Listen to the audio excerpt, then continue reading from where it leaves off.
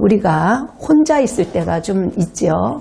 그럴 때는 사람들에 대한 그리움이 있습니다. 외로움이 있습니다. 그리고 또 혼자 있을 때 우리의 꿈을 향해서 또 열심히 그 꿈을 향해 달려가기도 하죠. 근데 둘이 있으면 서로가 아무래도 사랑이 있기 마련입니다. 셋이 길을 걷게 되면 믿음이 생기고 우정이 생기고 또한 서로의 나눔이 생기는 것을 느끼게 됩니다. 그래서 인생은요, 누구나 할 것 없이 연약한 존재이기 때문에 서로에게 따뜻한 그 사랑이 필요하죠. 마음이 제가 이제 그 부모님 때문에 순간 한국에 돌아왔어도 울컥울컥 하는 마음이 올라오잖아요. 살아생전에 뵐 수 있을까 생각하니까 울컥울컥 하는 마음이 올라오는데, 어떤 분이 문자로, 이렇게 기도해드리겠다는 그 따뜻한 그 한 줄의 그 문장이 우리를 감동시키잖아요.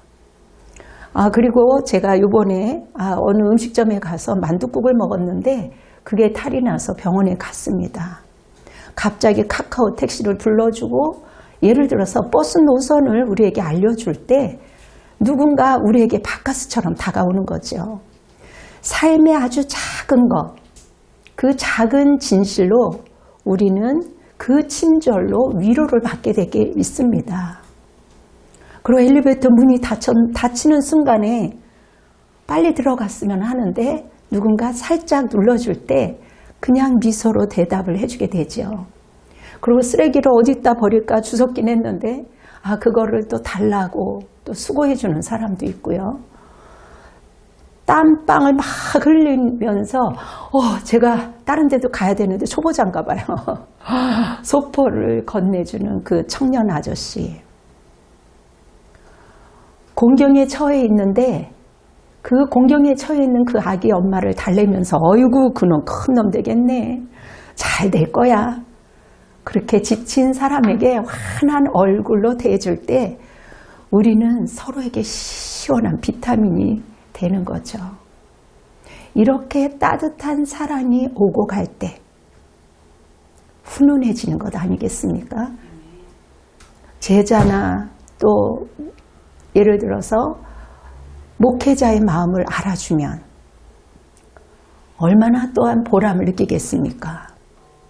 또 자녀가 부모의 마음을 알아줄 때 부모의 마음도 기쁠 것입니다. 왜냐하면 사람은 누구나 할 것 없이 감정의 동물이에요. 나의 감정을 잘 헤아려주는 그 사람에게 우리는 고마움을 느끼고 믿음을 가지게 됩니다. 상대방도 마찬가지죠. 관계에서 이런 가정이 되풀이되면 더욱 상대방을 신뢰하게 됩니다. 그 사람의 속 깊은 마음을 알게 되고 또 나도 속마음을 털어놓게 되죠. 반면 상대방이 나의 감정을 알아주지 못하거나 무시한다면 우리도 모르게 안 그런 척하지만 마음이 상하게 되죠. 더 이상 대화를 하려는 마음이 없어집니다. 그러므로 상대방의 그 내면에 있는 그 밑에 깔려있는 감정에 반응을 하도록 애쓸 때 우리는 사람을 살 수가 있죠. 우리가 서로의 마음을 알면 갈등을 줄일 수 있습니다. 더 행복하게 살아갈 수가 있어요. 그래서 사리에 맞는 대화만 해서는 정이 오고 갈 수가 없어요. 근데 대부분의 남자들은 정보에 대한 이야기를 많이 하고 여자들은 또 마음에 있는 이야기를 많이 하다 보면 결혼해서도 그렇게 대화가 잘 이루어지는 부부가 10%도 안 된다고 하더라고요. 자, 그렇다면 상대방의 마음을 어떻게 해야 잘 할 수 있을까요? 대화를 통해서 가능합니다. 대화에는 두 종류가 있는데요. 먼저는 사리 대화예요. 정보를 주고받는 게 사리 대화죠. 남자들이 일터에서 이렇게 하는 거죠. 자기 생각만 나열하기 때문에 상대방의 마음을 전혀 알 수가 없어요. 이치에 맞는 말을 하죠. 옳은 말을 하죠. 그러나 상대의 심정 대화를 좌절시키는 상황이 올 때가 너무 많이 있습니다. 절대 내 의견을 말해서 상대의 말을 끊어지게 하잖아요. 그럴 때 조언은 오히려 도움은커녕 우리 마음에 염장을 지른다고 하죠. 또 한 가지 심정대화입니다. 심정대화의 핵심은요, 상대의 말을 경청하고 상대의 마음을 알아주고 공감하는 것입니다. 여러분, 상대의 부정적인 감정을 모두 털어놓으면요, 그 사람이 말도 안 되는 걸 다 들어주잖아요. 우리도 예전에 한 10여 년 동안 어떤 자매님의 이야기를 수없이 한 10여 년 들어준 적이 있어요. 그런데 그 상대가 카타르시스를 느끼면서 더 이상 부정적인 감정이 올라오지 않는 것을 봤어요. 우리 서로 놀라지 않았습니까? 그때서부터는 긍정적인 감정이 올라와서 자신만의 해법을 찾아가는 것을 보았습니다. 처음에는 저게 말이 안 되는데 하면서도 다 들어줬거든요. 자, 사람의 말에는요, 언제나 말하는 사람의 마음이 담겨져 있어요. 말 속에는요, 완전히 표현되지 않는 진짜 자기 마음이 그 담긴 감정이 숨겨져 있거든요. 이처럼 상대방과 대화를 나눌 때는요, 상대방의 마음을 읽어주는 훈련이 필요합니다. 말 속에 담겨져 있는 상대의 마음을 읽어낸다면 치유가 되고 행복한 삶을 영위하는 단초가 될 것입니다. 우리가 MBTI 성격 테스트에서 어제도 제가 이렇게 사과를 이렇게 그림이 그려져 있었어요. 근데 사과를 볼 때 저 같은 경우는 S형이기 때문에 우와, 파란 사과, 빨간 사과가 있었어요. 너무 예뻐서 와, 빨갛다. 어쩌면 이렇게 파랗지? 저에게는 그런 인식이 들어와요. 그래서 근데 옆에 있는 그 저널리스트 신문기자가 그 사람은 와, 맛있겠다. 그렇게 인식하는 거죠. 그런데 이 말이 아니야, 기야, 맞네, 틀리네 할 문제가 아니거든요. 빨갛다 했으면 우와, 진짜 빨갛네 해주면 되는 거고요. 맛있겠네 하면 와, 진짜 맛있겠다. 이 사과 오늘 비싸지만 사드릴까요? 이렇게 이야기하면 되는 거 아니겠어요? 그런데 모든 말을 사리대하로 받아치는 사람이 있어요. 대체적으로 지금은 많이 좋아지긴 했어도 같이 오래 산 저희 남편도 어제도 일을 이렇게 하면서 어떤 일을 열심히 하는 사람을 보고 야, 저 사람 정말 힘들겠다 했어요. 그랬더니 아니야, 그렇게 했으니 자기 관리를 잘하는 사람이지, 그렇게 얘기하는 거죠. 그러니까 힘들었겠다고. 그러니까 아니라니까. 그러니까 성공을 할 수 있었다니까. 우리 대화가 무슨 문제가 있는 건가요? 저는 성공한 사람 이면에 힘든 시간이 있었다라는 심정을 표현한 거잖아요. 그런데 남편은 힘든 일을 통해 나름 성공할 수 있는 거잖아. 그게 더 부각이 된 거거든요.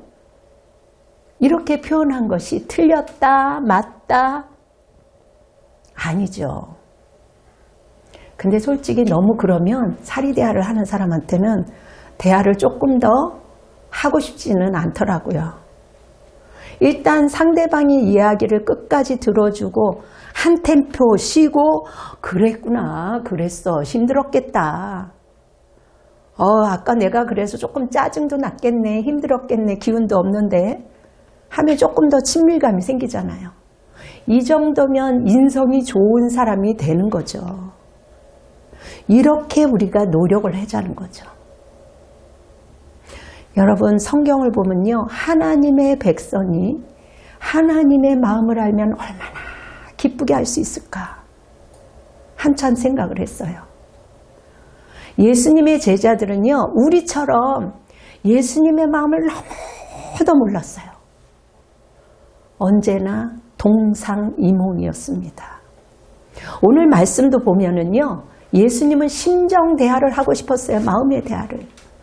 그런데 제자들은요, 사리 대화를 하고 있는 모습이 나타나고 있어요. 여러분, 예수님은요, 조금 있으면 잡혀가야 돼요. 안타까운 마음이 들었어요. 안타까운 마음으로 말씀하셨는데도 불구하고 베드로는요, 예수님의 마음에 안중이 없었어요. 그저 자기의 생각만 이야기합니다. 내 옳은 이야기만 합니다.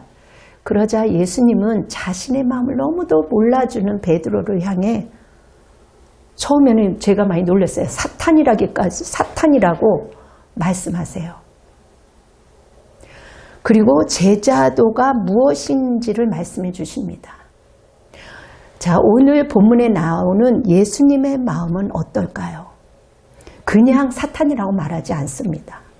오늘 말씀을 통해서 예수님의 마음을 아는 참 제자로 살아가는 그런 참 성도로 살아간다는 것이 얼마나 축복인지 오늘 말씀을 통해서 함께 나누고자 합니다. 오늘 본문은 보면요, 마태복음 그 16장 13절 빌립보 가이사랴 지방에 있었던 이야기의 연속이에요. 예수님이 제자들에게 갑자기 사람들이 인자를 누구라고 하느냐라고 엉뚱한 질문을 합니다. 그러자 제자들이 어떤 사람은요, 세례 요한, 더러는 엘리야, 어떤 이는 에레미야나 선지자 중에 하나이다. 그렇다면 너희는 나를 누구라 하느냐? 15절에 그렇게 물어봐요. 그랬더니 시몬, 성질이 급한 시몬이 그 성격대로 나서서 이렇게 대답합니다. 주는 그리스도시요 살아계신 하나님의 아들이시니이다. 예수님이 이야기를 듣고 막 칭찬을 해요. 그 고백 이외에 교회를 세우시겠다고 말씀하시며 자기가 그리스도인 것을 아무에게도 말하지 말라라고도 하십니다. 이 일이 있고 나서 칭찬을 많이 이렇게 하고 나서 어느 날 예수님을 제자들에게 직접 예수님 자신이 고난받고 죽는다라는 이야기를 합니다. 그리고 3일 만에 살아날 것이라고 말씀하세요. 오늘 본문 21절로 이렇게 해석되어 있는데요. 누가복음에 보면 예수님이 직접 말씀으로 되어 있습니다. 이르시되 인자가 많은 고난을 받고 살아나야 하리라 하시고, 예수님이 이러한 이야기를 할 때 정말 비장한 마음이 들었어요. 제자들에게 그 자신이 죽음을 통해서 자신의 사명을 어떻게 감당할 것이고 앞으로 있게 될 미래에 대한 소망에 대한 선언을 이야기한 거예요. 예수님은 이제 그 속마음을 제자들에게 털어놓았습니다. 이렇게라도 말씀을 하시는 예수님의 그 심정은 어떠했을까요? 행복한 마음으로 얘기했을까요? 답답한 심정으로 말씀하셨을까요? 지금 예수님은요, 자신이 세상에 오신 이유와 그 목적, 그리고 그 사명이 무엇인지 알고 있기 때문에 나는 죽어야 한다. 십자가에 매달려야 한다. 그리고 3일 만에 부활이 될 것이다. 제자들에게 심각하게 말씀하고 있음에도 불구하고 앞으로 올 그날이 얼마나 힘들고 얼마나 고통스러운지 어려운지 그 마음 심정을 드러내고 있어요. 그런 말을 하는 예수님이, 인간이신 예수님이 마음이 좋을 리가 있겠어요. 사랑하는 제자들과 떠나고 나는 그 끔찍한 그 십자가에 못 박아야 되는 그 상황, 이럴 날이 올 것이다라고 얘기했는데, 여러분, 부활의 영광은 있어요. 그 전에, 부활의 영광 이전에 자신의 몸이 십자가에서 감당해야 할 무게 때문에 제자들과 조금 이야기를 나누고 싶었거든요. 이 마음을 함께 느끼고 싶었어요. 원하셨어요. 하지만 제자들은 그렇지 못했어요. 만약에 베드로가 진정 예수님이 어떠한 분이신지 알았더라면 이 말씀을 하실 때 예수님의 마음을 이해하고 또 공감하고 어떻게 보면 이해하고 위로했을 거예요. 하지만 베드로는 자기 생각에 사로잡혀 있어서 이게 옳아요, 이렇게 하면 좋아요, 이렇게 예수님의 심정을 이해하지 못하고 사리대하로 현실적인 대답을 합니다. 베드로가 예수님을 붙들고 항변하면서 오히려 큰 소리로 이렇게 얘기를 하죠. 주여 그리하지 마옵소서. 이 일이 결코 주께 미치지 아니할 거예요. 절대로 그렇게 하면 안 됩니다. 안 된다고 생각해요. 자기의 생각대로 이루어질 수밖에 없다라는 것을 이야기하는 거죠. 예수님 앞에. 예수님, 지금 우리가 고생하고 있지만요, 절대로 그런 일이 없을 거예요. 우리도 그런 마음 아니겠어요? 제자들만 그런 게 아니라. 여러분, 베드로뿐만 아니라 제자들도 속으로는 각각 꿍꿍이 속들이 있어서 서로 동상이몽을 하고 있습니다. 여러분, 예수의 이름으로 예수님이 왕이 돼야 먹고 사는 문제가 해결되죠. 그리고 병들어도 걱정이 없죠. 자기가 또 예수님이 살아계시면 정치적으로는 어떤 부분에 있어서 한 자리 차지하고 예수님 곁에서 폼나게 살 수 있는 것 아니겠어요? 정신적으로, 육적으로, 혼적으로도 만족하면서. 그렇다면 예수님이 죽으면 다 허사가 되는 거잖아요. 여러분, 제가 너무 이번 주에 가슴이 아팠던 것은 지금도 여전히 교회에 다니는 사람들이 제주며 목표며 익산이며 마포에서 곳곳에서, 그것도 대형교회에서 이전한 목사님을 말씀을 들으려고 순모임을 참석한대요. 그것도 앞다투고 모여들고 있대요. 자기 교회에서 아무리 힘들어도 예배를 고수하고 그래야지 자기도 살고 지역도 사는 것 아니겠습니까? 하나님의 구원 사역에는 관심도 없고 다 꿍꿍이 속이 들어있어서 자기 생각에 사로잡혀 있어서 하나님이 보내신 그 교회에 순종하지 아니하고 뱀새끼처럼 마귀새끼처럼 우리 주님이 보지 않겠어요? 그리고 그런 사람들을 왜 목사님들이 왜 받아들이는지 알 수가 없어요. 그것도 자랑삼아 이야기를 하는 거 보면서 얼굴을 보면서 야, 사람들이 저렇게 분별을 못할까? 너무너무 이 기가 여기까지 올라와서 얘기를 하는 거죠. 이 베드로의 모습이 혹시 오늘 나의 모습은 아닐까? 이 베드로의 모습이 오늘 우리 교회의 모습은 아닐까?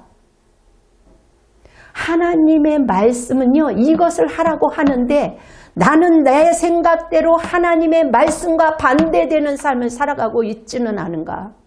제가 오면서도 주님 기도했어요. 하나님, 목사님의 설교가 그 출애굽에서 금성화지가 아닙니까? 우리는 말씀을 통해서 하나님의 마음과 예수님의 마음을 알아야 되는 거죠. 말씀을 통해 당신의 속마음을 드러내고 있는 그 심정을 헤아릴 줄 알아야 하는 거죠. 말씀을 통해 당신의 속마음을 드러내고 계시는 그 심정을 헤아릴 줄 알아야만 하나님의 진정한 제자가 되는 거죠. 그런 사람이 진짜 제자입니다.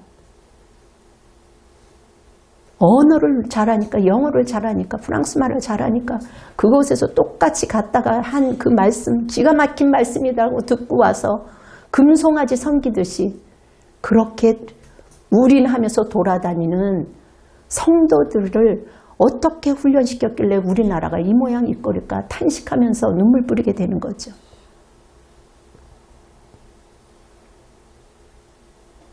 이런 자들에게 진정한 자기들의 복을 누리고 살려고 하지만 진정한 축복과 상급이 있을까? 금송아지를 섬기고 있는 그들에게 예수님의 이름으로, 예수님의 복음으로 나 하나만, 나 가정만 행복하려고 하는 그런 못된 마귀의 그 습관들. 여러분, 베드로는요, 예수님의 말에 깜짝 놀랐습니다. 예수님께서 돌이키시며 베드로에게 이르되 사탄아, 내 뒤로 물러가라. 너는 나를 넘어지게 하는도다. 여러분 신앙생활하면서 얼마나 수많은 목회자와 교회를 넘어뜨리는 자들이 얼마나 많이 있습니까? 내가 하나님의 일은 생각하지 않고 오히려 도리어 사람의 일을 생각하는도다. 방금 전에는 며칠 전에는 베드로를 향하여 칭찬하시더니 그 교배기에 교회를 세우시겠다고 말씀하신 예수님이 돌변하여서 사탄이라고 하시고 물러가! 라고 말씀하십니다. 예수의 마음을 전혀 알지 못하고 자기 생각을 전한 베드로의 말은 사탄이나 다름없다는 의미입니다. 지금 베드로의 말은요, 하나님의 구속 계획을 방해하는 일이기 때문입니다. 수많은 사람들이 개척교회 다 고개 흔들어요.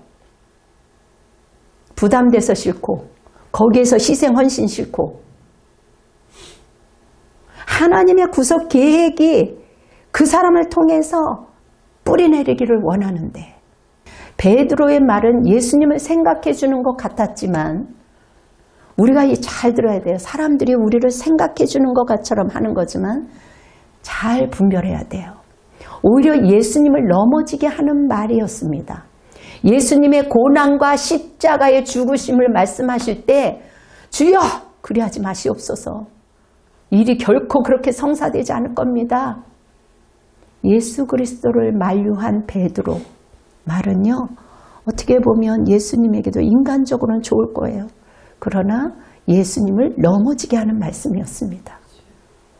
예수님의 공생애가 시작되기 전에 40일 동안 금식하고 줄이신 예수님을 향하여 사탄이 한 말이 있어요. 3가지 시험입니다. 3번째 시험을 받으신 예수님이 사탄아 물러가라고 말씀하세요. 사탄의 시험을 물리치십니다. 이에 다만 그를 섬기라. 네가 그곳에 있는 그 자리에서 섬기라 라고 말씀하셨습니다. 오늘 이 말씀을 보고 듣는 사람들은 자기의 교회가 연약하고 험난할지라도 그곳에서 뿌리를 내리고 하나님의 구원 계획을 위하여 애써야 되는 것입니다. 그리고 그러한 자들을 받아들이는 그러한 악행을 저지르면 안 되는 거죠. 하나님이 지정해 준 교회 그 자리에서 구원 사역을 실천하는 것이 참 신앙인이에요. 왜 이러한 귀한 말씀을 먹이지를 못하는 겁니까? 교회에서 뭘 바래요? 어느 정도 성장했으면 더 좋은 것으로 내 귀에 좋은 것으로 서로 인정받는 것으로 나 좋자고 방황하는 것이 아니라 남도 살려야 되는 것 아니겠습니까? 교회는 내 가족만 사는 게 아니요. 하늘나라를 함께 꿈꾸며 가는 겁니다. 예수님이 사탄에게 하신 것처럼 베드로에게 책망하고 있어요. 어제는 내 신앙이 좋은 것 같았지만 지금은 아니라는 거죠. 여러분 돌파하세요. 돌이키세요.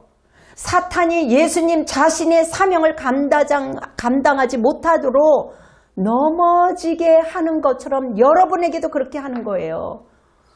지금은요 미혹하는 것이 너무 많이 있습니다. 믿는 사람들에게는 뭘로 미혹하겠어요? 사탄아 물러가라 외치셨는데 베드로와 같은 책망의 말씀을 하시는 겁니다. 그렇다면 왜 베드로는 이렇게밖에 말할 수밖에 없었을까요? 베드로는요 예수님의 속마음을 알지 못했기 때문이요. 그저 자기 생각이 옳다라고 매몰되었기 때문에 자기의 입장에서 이럴 수밖에 없다라면서 핑계대는 거죠. 이것이 최은선 일이고 이것이 좋은 일이라고 생각했기 때문입니다.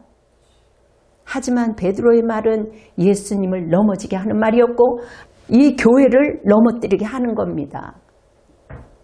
예수님의 제자인 우리는 다른 사람을 넘어지게 하는 자가 되어서는 안 되는 거죠.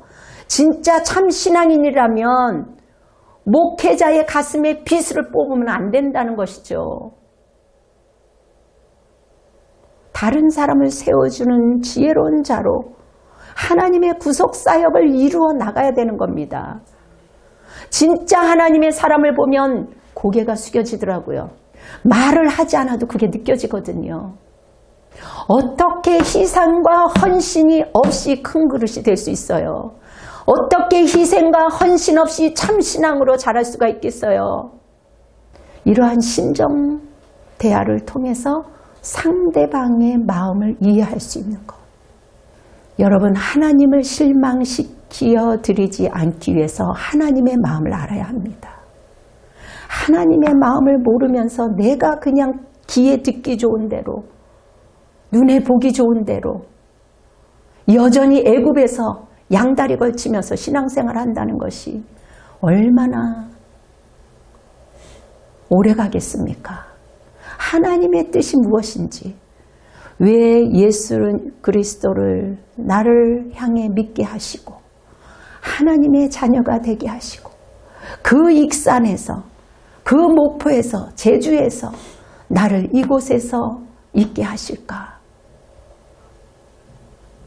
우리는 하나님의 말씀을 묵상하고 주님의 그 심정을 읽고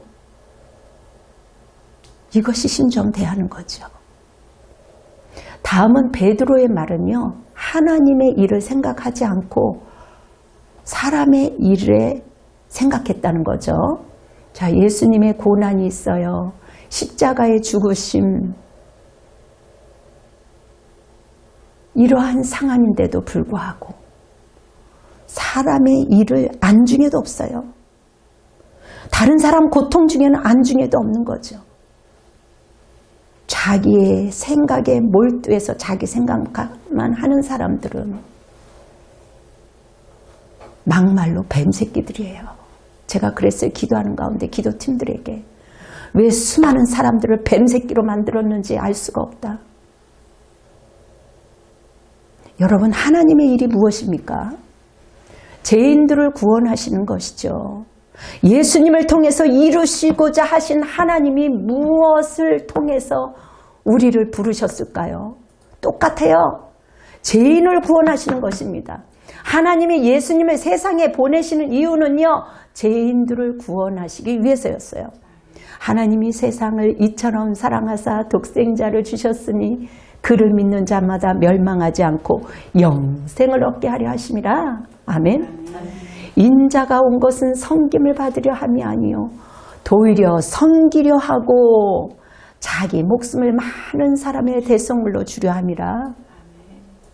우리는 하나님의 자녀예요. 하나님이신 예수님의 사람이 몸을 입으시고 이 땅에 성육신으로 오신 그 예수님은요, 죄인을 구원하시기 위해서 오셨습니다. 복음 전파의 사역과 병을 고쳐주시고 말씀을 가르치신 이유도 죄인들을 구원하시기 오셨어요. 십자가를 지시고 그 죽으심도 죄인들을 위해서 구원하시기 위해서 이러한 상황이 있었습니다. 부활도 승천도 죄인들을 구원하기 위해서였어요. 주님이 고난당하고 조롱과 멸시를 받으신 것도 죄인을 구원하시기 위해서였습니다. 예수님이 십자가를 지는 것은 하나님의 일을 이루시는 것이었어요. 하지만 베드로는, 하지만 지금도 이 교회 저기에 유린하면서 다니는, 하나님의 말씀이 금송아지처럼 생각하면서 이곳저곳에 다니는 사람들, 예수님의 말씀에 반기를 든 사람들이요. 그런 사람을 받아들이는 사람도 예수님의 말씀에 반기를 든 사람이라고 생각합니다. 이는 사탄이 하는 일이에요. 자기 생각에 매몰되지 마십시오. 자기는 좋지만 그 시골교회에서 곳곳에서 눈물 뿌리며 가슴에 비수를 마고 있는 그러한 사람들을 생각하셔야 됩니다. 우리는 이 땅에서 구원을 받은 사람으로서 이제 내 생각이 아닌 하나님의 생각을 알고 그 뜻을 이루는 삶을 살아야 되는 것이죠. 하나님의 뜻을 이루기 위해서 살아야 한다는 것입니다. 그러기 위해서는 하나님의 마음을 아는 것이 중요해요. 말씀을 통해, 예배를 통해 말씀하시는 하나님과의 신정 대화를 통해서 하나님의 마음을 알아 하나님의 일을 방해하는 어리석은 자가 되어서는 안 되는 겁니다. 하나님의 뜻을 이루려면 멋진 제자가 되시길 주님의 이름으로 축원합니다. 성경을 읽다 보면요, 어렸을 때 보니까 참 안타까웠어요. 아니, 그 정도 예수님 따르고 그 정도 그 좋은 예수님한테 배웠으면 예수님이 하시는 그 말씀의 의도를 알고 그 안타까운 그 심정도 알 법한 것 아니겠어요? 그런데 제자들도 모르고 베드로도 몰라. 아니, 오히려 그의 생각과 우리의 생각 마찬가지죠. 엉뚱한 데 가 있는 거죠. 이 세상에서 예수님이 왕이 된 것이었습니다. 정치적인 왕이 되길 그들이 바랬습니다. 그래야지 한 자리를 차지하고 차지할 수 있다는 그 마음이 가득한 거죠. 아유, 나는 이 교회에서 말씀이 은혜가 안 되니 딴 데 가서 챙겨서 내가 정말 예수님 이름으로 한 자리를 좀 차지해야 되겠어. 그리고 이제 이 교회, 저기 대형교회에서 목사님이 새로 나오셨다는데 내가 이 교회에서 내가 좀 왕노릇 해야지. 이제 교회가 새로 생겼다는데 예수 이름으로 내가 복 받아야지. 정치적인 신앙생활 아니에요. 베드로는요, 철저하게 하나님의 일을 생각하지 않고 사람의 일만 생각하는 사람이었습니다. 자신이 하고 있는 말이 예수님의 마음을 얼마나 후벼파게 하는 건지, 아프게 하는 건지, 얼마나 실망시켜드리는 건지 알지 못한 거죠. 그래서 예수님은 심정 대화를 원하셨는데 철저하게 자기 생각으로 가득 찬 사람은요, 자기 얘기만 하게 돼 있어요.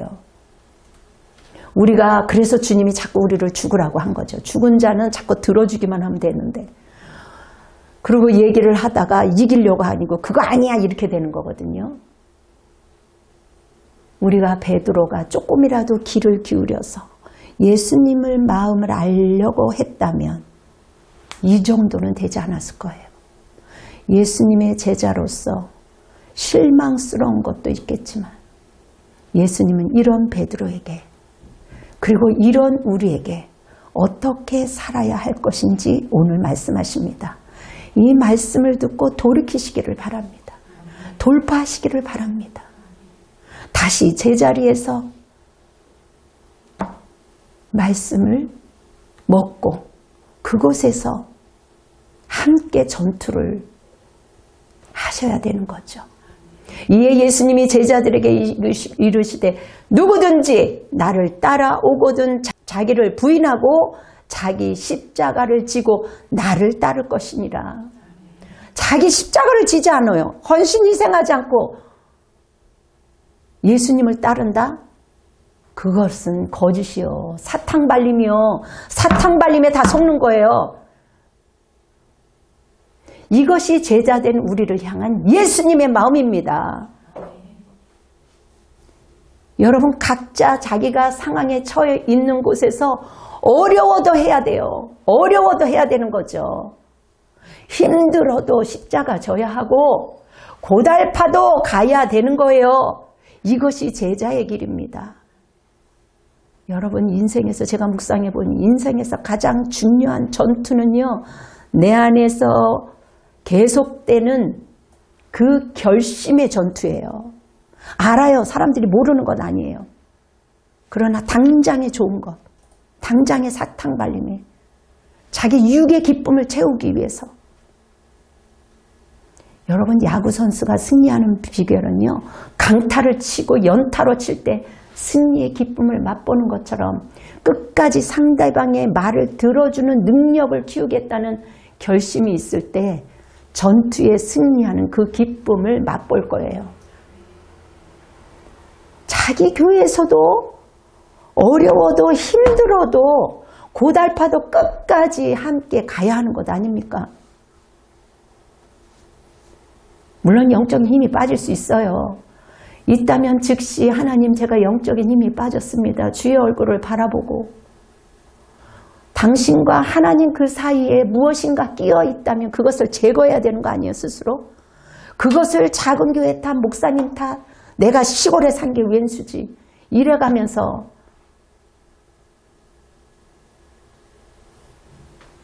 예수님의 마음을 알아 참 제자로서 묵묵히 그 사명의 길을 가는 여러분이 다 되시기를 바랍니다. 사랑하는 성도 여러분, 우리가 하나님의 일을 하면서 하나님의 마음을 모른다. 그리고 자신의 이익을 생각한다. 이에 타산을 따지고 신앙생활하는 사람들은 다 마귀 새끼요. 사탄이라는 사실을 알아야 합니다. 베드로는 우리는 예수님의 마음을 너무도 알지 못했어요. 앞으로 고난을 받고 십자가를 지고 죽어가는 예수님의 안타까운 마음을 알지 못했습니다. 예수님의 참 제자가 어떤 것인지 몰랐어요. 그래서 엉뚱한 소리를 하고 있는 거예요. 사탄의 소리를 듣고 좋아하는 거예요. 이 시대에 미혹하는 영이 바로 그거예요. 하나님의 일을 생각하지 않고 사람의 일을 생각하는 사람, 다 마귀의 밥입니다. 우리가 성경을 통해서 말씀하시는 하나님의 마음을 헤아리는 자가 될 때 비로소 참 제자가 될 수 있는 거죠. 말도 안 되는 우리를 품은 예수님, 말도 안 되지만 불쌍히 여기고 어미의 심정으로 연약한 것을 끌어안을 때 그것이 곧 예수님을 끌어안는 것이요. 작은 자에게 물 한 모금을 주는 것, 작은 자의 눈물을 닦아주는 것, 작은 자에게 손을 내밀어 주는 것, 병든 사람에게 허구하며 일으켜 세우는 것, 그런 헌신과 희생이 없는 거 다 가짜요. 입으로 주여 주여 백날 얘기해봐요. 아주 듣기도 신물나. 내가 듣기도 신물나는데 하나님은 듣기에 얼마나 신물나겠어요. 문자적으로 성경을 읽고 있기 때문에 사리적으로 그 문자 그대로 받아서 그렇게 살아가니까 문제가 있는 거죠. 성경을 조용히 묵상해 보면 성경을 통해서 하나님이 말씀하시는 그 마음을 만날 수 있는 겁니다. 그리고 조용히 마음을 열고 그분의 심정을 느끼며 대화해 보시기 바랍니다. 기도할 때 주님 마음 어떠셨어요? 그럴 때 하나님의 마음을 깨닫는 것이요. 그럴 때 하나님께 반응을 하게 되어 있는 것이고, 그럴 때 정말 하나님이 기뻐하시는 겁니다. 아멘. 이러한 사랑의 축복이 우리 모두에게 있기를 예수 그리스도의 이름으로 축원합니다. 아멘. 사랑이 많으신 아버지 하나님, 곳곳에서 하나님의 사람들이 등에 비수가 꽂히고 가슴에 비수가 꽂혀서 울컥울컥하는 사람들이 너무나도 많이 있습니다. 함께 어려워도 참고 함께 힘들어도 참고 함께 버텨나가야 함에도 불구하고 금송아지 같은 목사님의 설교가 좋다고 교회를 빼먹고 교회를 내동댕이 치고 아버지 한 주는 이 교회에서 한 주는 저 교회에서 그렇게 신앙생활을 하며 살아가는 많은 사람들 때문에 하나님 우리나라가 이렇게 멍들어가고 있고 수많은 목회자가 있고 수많은 성도들이 있었음에도 불구하고 이렇게 우리나라가 아버지 하나님 고통 가운데 있습니다. 주님이 이 말씀을 먹는 자들이 이 말씀을 듣고 보는 자들이 오늘 이 시간 회개하게 하시고 돌이키게 하시고 돌파시키게 하시고 하나님 다시 한번 가슴을 부여잡고 하나님 제가 잘못했습니다. 이제는 내 생각이 아니고 내 생각에만 몰두하는 것이 아니고 내가 옳다고 주장하는 것이 아니고 이제는 하나님의 말씀에 순복하겠습니다. 자기를 쳐서 복종하는 사람들로 가득 차게 하옵소서. 그래서 우리나라가 곳곳에 하나님 꽃이 피게 하시고 행복이 꽃이 필 수 있도록 주님 도와주시옵소서. 내 교회가 최고요. 내 것만 옳다고 하는 것, 주장하는 것 그것 또한 우상 숭배가 아니겠습니까? 주님, 이 땅의 지도자들을 불쌍히 여겨 주시옵시고 회개의 영성을 하나님께서 부어주시옵시고 각성할 수 있도록 주님 도와주시옵소서. 지금도 곳곳에 어렵고 힘든 수많은 사람들이 울컥울컥하고 있습니다. 주님, 그들의 눈물을 닦아주시고 그들의 기도를 들어 응답하여 주시옵소서. 이제는 우리 주 예수 그리스도의 은혜와 하나님의 극진하신 사랑하심과 성령님의 내주하심과 역사하심이 우리 사랑하는 분당 주신교회 성도들 머리 위에, 그리고 사랑하는 가족들과, 그리고 이 땅의 국군 장병들과 교회와 선교사와 열방 위에 지금으로부터 영원토록 함께 할지어다. 아멘. 주님께 영광의 박수를 올려드리겠습니다. 할렐루야.